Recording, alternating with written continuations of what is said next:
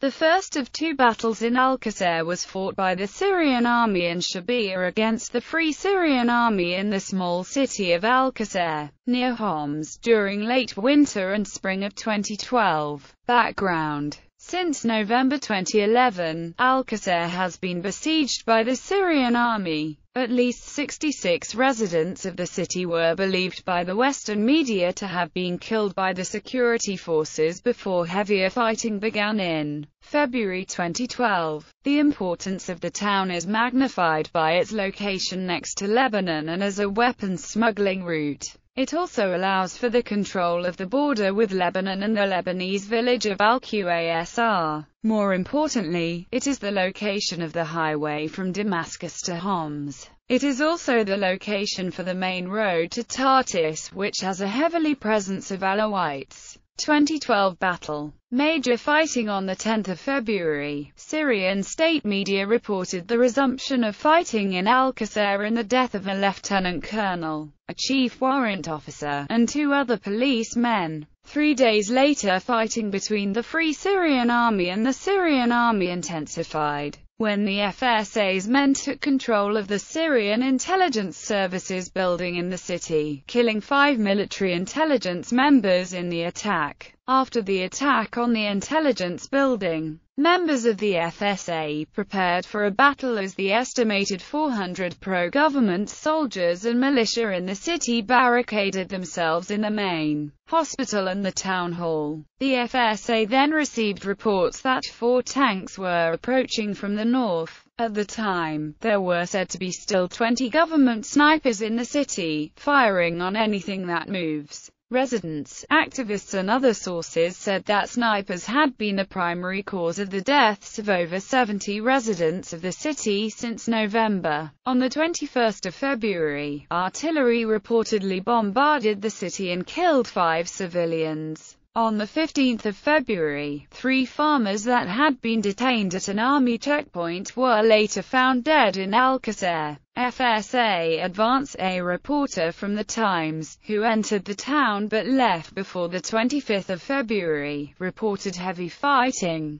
including FSA fighters capturing a main government checkpoint in the north of the town, and 4 pro-government militia, Shababa, being killed, possibly executed. The FSA was eventually able to turn the tide on the 25th of February, when 30 soldiers and a T-62 tank defected to the Free Syrian Army's side. The tank proved invaluable to the fighters. It was hidden temporarily and then jump-started with the aid of 2 tractors and a truck, and proved its worth immediately by firing shells into the enemy positions and turning the battle. The FSA was then able to capture most major government strongholds in the city. A photo was also posted later in the day, appearing to show the tank that had been used by opposition forces, with FSA fighters around it. A technical also appeared in the photo. After the battle, the local fighters in the city told journalists that 20 soldiers had died in the fighting, and a further 80 soldiers still loyal to the government had fled the city. The pro-government forces reportedly lost 3 tanks in total to the FSA. FSA commanders in the city said that despite the FSA's 2-day advance, the government had not been able to send reinforcements to the city, prompting the remaining government forces to flee the city. The local fighters said that 1 of them had been killed and 6 had been wounded in the fighting. On the 27th of February, shells fired by the Syrian army hit the city, followed by sustained gunfires, but no casualties were reported. A doctor told that the army has been deployed into the state hospital since 5 months. The city of Qusayr, which is 15 kilometers away from Homs, has become more isolated when the soldiers destroyed a secret tunnel which linked the 2 cities. Rebel soldiers reported that 35 army tanks were stationed near the city while 200 tanks were in Homs. The same day, an army drone was seen collecting intelligence information above the city. On the 29th of February, the FSA and Syrian army both partially controlled different sections of the town. The Syrian army specifically controlled the town's hospital, town hall and cemetery.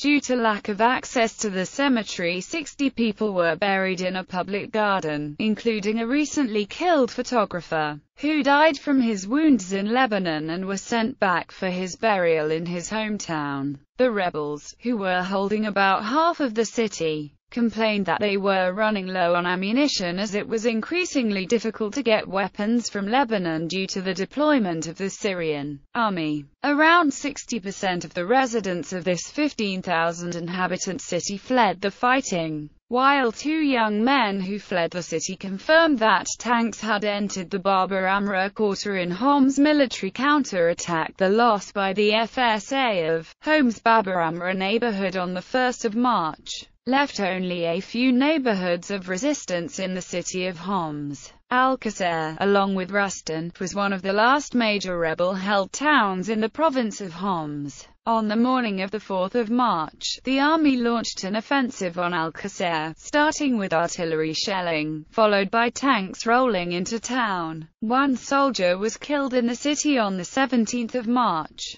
Government artillery brought down a bridge near Al-Qusayr, which was a route for civilian refugees, retreating rebels and wounded leaving Homs province and going to Lebanon. The town was reported under rebel control on the 20th of March. However, tanks were shelling the town from the outside, and government snipers were still firing on residents. One FSA fighter reported that the Syrian army might launch a new offensive to try and take the town, and that at least 2 civilians were killed in one round of shelling. The entire town was reported under non-stop shelling, according to an Al Jazeera video report from inside Al-Qusayr. The shelling was said to have been going on for months. Nearly all the buildings were said to have been damaged or affected by the shelling of government forces. In the report, 2 dead civilians were shown, who were killed in a series of rocket barrages. 4 more bodies of dead civilians were shown at the end of the report.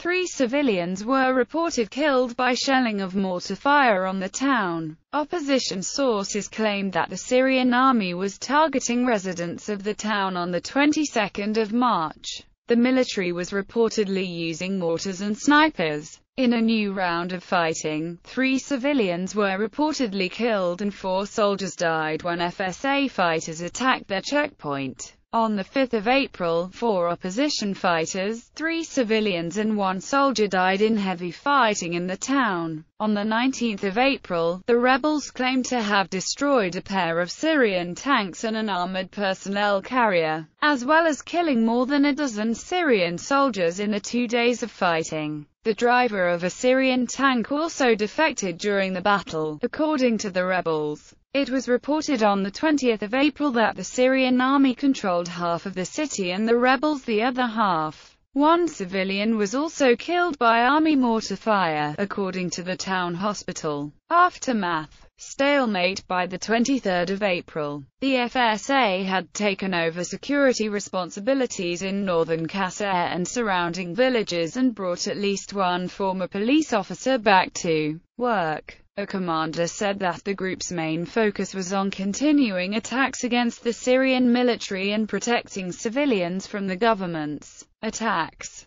It was also reported that one of the leaders of the radical Lebanese terrorist group Fatah al-Islam, Abdul Ghani Jafar, was killed in Qusayr after he blew himself up while making a bomb on the 20th of April. According to the group, he had traveled to Syria with a group of 30 Lebanese fighters to participate in the uprising. A week later, on the 29th of April, an army officer was killed in the Al-Qusayr area. On the 9th of May, Al Jazeera reporter James Bays ventured to Qusayr and found that there were 2 main brigades of opposition fighters in the city. The 77th Brigade was a unit made up almost entirely of former government soldiers. In the town, they were under the command of a captain who used to head an elite commando unit in the National Army. They were well trained, according to Bays. The other brigade was the Farouk Brigades, which had many civilian volunteers but was mostly made up of army defectors. The brigades were under the same overall commander, a colonel in the town. He said that tanks are always repositioning.